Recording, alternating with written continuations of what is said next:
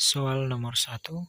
Pemeriksaan setempat diatur di dalam A. 164 HIR, B. 180 HIR, C. 163 HIR, D. 185 HIR.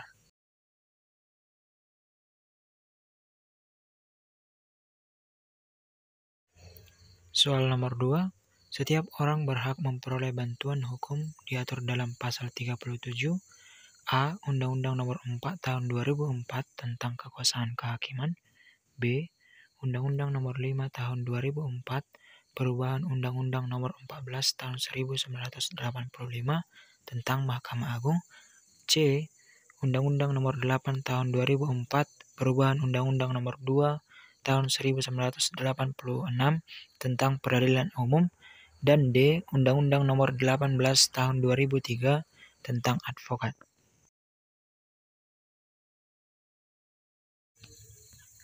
Soal nomor 3. Di manakah proses pencatatan gugatan diatur dalam HIR? A. 118 HIR, B. 119 HIR, C. 120 HIR, dan D. 121 HIR. Soal nomor 4. Menurut pasal 226 HIR, permintaan sita terhadap barang tidak tetap dapat dimintakan disebut A. Sita jaminan, B. Sita revindikatoir, C. Sita konservatoir, dan D. Sita marintal. Soal nomor 5. Menurut pasal 118 ayat 2, penggugat boleh memilih wilayah hukum tempat salah satu tergugat, namun jika terdapat hubungan dengan debitur utama dan penanggung, di manakah gugatan diajukan? A. Tergugat, B. Penanggung, C. Penggugat, D. Debitur. Soal nomor 6. Menurut pasal 390 HIR, panggilan tergugat jika tidak ditemukan, maka surat panggilan diserahkan kepada A. Camat yang bersangkutan, B. Kepala Sektor Kepolisian yang bersangkutan, C. Bupati yang bersangkutan, D. Kepala Desa yang bersangkutan. Soal nomor 7. Terhadap pihak-pihak yang berperkara, jurusita diwajibkan memanggilnya diatur di dalam A. 388 HIR, B. 237 HIR, C. 390 HIR, D. 120 HIR. Soal nomor 8. Suatu perselisihan tidak termasuk kewenangan pengadilan negeri. Pernyataan tersebut di atas diatur di dalam A. Pasal 134 HIR mengenai kompetensi absolut, B. Pasal 134 HIR mengenai kompetensi relatif, C. Pasal 143 HIR mengenai kompetensi absolut, D. Pasal 143 HIR mengenai kompetensi relatif. Soal nomor 9. Unus testis nullus testis diatur di dalam A. 164 HIR, B. 180 HIR, C. 163 HIR, D. 169 HIR. Soal nomor 10.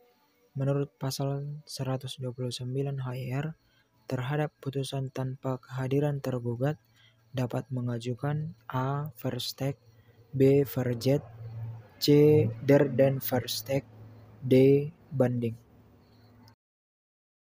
Soal nomor 11.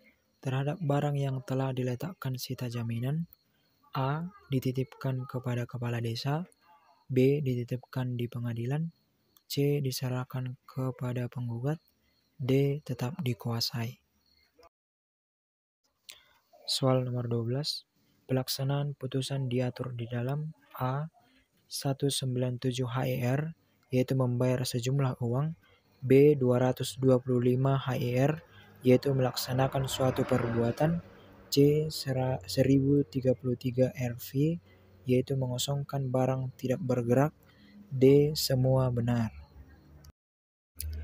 Soal nomor 13. Putusan pengadilan tanpa dihadiri oleh pihak tergugat menurut pasal 125 HIR disebut A. Putusan salah, B. Putusan verstek, C. C. Putusan kontradiktor, D. Putusan farajat.